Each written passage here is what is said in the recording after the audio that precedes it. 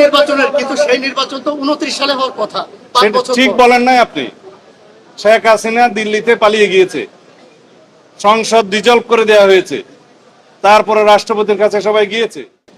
বাংলাদেশের এই যে জাতীয় সংসদের অধিবেশন আহ্বান করেছে রাষ্ট্রপতি প্রধানমন্ত্রীর পরামর্শক্রমে। তো সুতরাং সংবিধান সংস্কার পরিষদের অধিবেশন কেন আহ্বান করলো না? তো সংবিধান সংস্কার পরিষদ তো এক্সিস্টেন্সে নাই, রাষ্ট্রপতির ক্ষমতা নাই কোনো জাতীয় সংসদ অধিবেশন ছাড়া অন্য কোনো অধিবেশন কল করার। প্রধানমন্ত্রীরও কোনো এখতিয়ার নাই অন্য কোনো অধিবেশন বা পরিষদের অধিবেশন আহ্বান করার, রাষ্ট্রপতিকে পরামর্শ দেওয়ার। এটা ছিল বক্তব্য। আর যেটা আপনারা বলছেন নির্বাচন এবং জুলাই জাতীয় সনদ বা নির্বাচন কমিশন, এই সম্পর্কিত যেগুলো প্রশ্ন আপনারা তুলেছেন এটা অসাংবিধানিক নয়। নির্বাচন কমিশন কনস্টিটিউশনাল বডি, কনস্টিটিউশন অনুসারে নির্বাচন কমিশন দুইটা নির্বাচন করতে পারে, একটা জাতীয় সংসদ নির্বাচন আর একটা হচ্ছে রাষ্ট্রপতি নির্বাচন।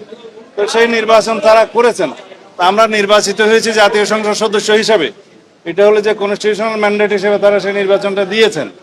তা এখন সেই সংসদ সদস্যদেরকে নিয়ে অধিবেশন আহ্বান করা হয়েছে, আমরা ওথ টেকিং করেছি, শপথ নিয়েছি, সেটা এখানে চলছে। এখন এখানে যদি সংস্কার প্রস্তাব গ্রহণ করতে হয়, জুলাই জাতীয় সনদকে আমরা সম্মান করি, প্রত্যেকটা অক্ষর এবং শব্দকে আমরা ধারণ করি, জুলাই জাতীয় সনদ যেভাবে স্বাক্ষরিত হয়েছে সেই বিষয় নিয়ে এই মহান সংসদে আলাপ হবে, আইন প্রণয়ন হবে, অ্যাকর্ডিংলি যদি প্রয়োজন হয় সংবিধান সংশোধন হবে, তারপরে যদি কোনো পরিষদ গঠন করতে হয় সেটা তারপরের ব্যাপার।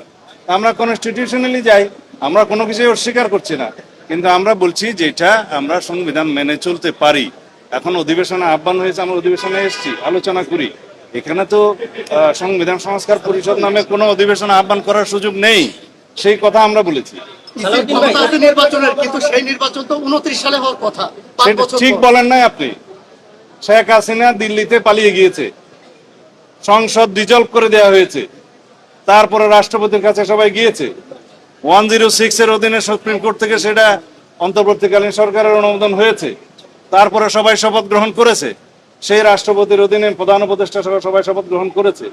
106 আর্টিকেলে সবকিছু বলা আছে, যে সমস্ত বিধান সংবিধানের অ্যাব্রোগেটেড হয়ে যাওয়ার কথা সেটা যাতে না হয়, বৈধতা থাকে, সেই জন্যই সুপ্রিম কোর্ট 106 অনুসারে মতামত দিয়েছে।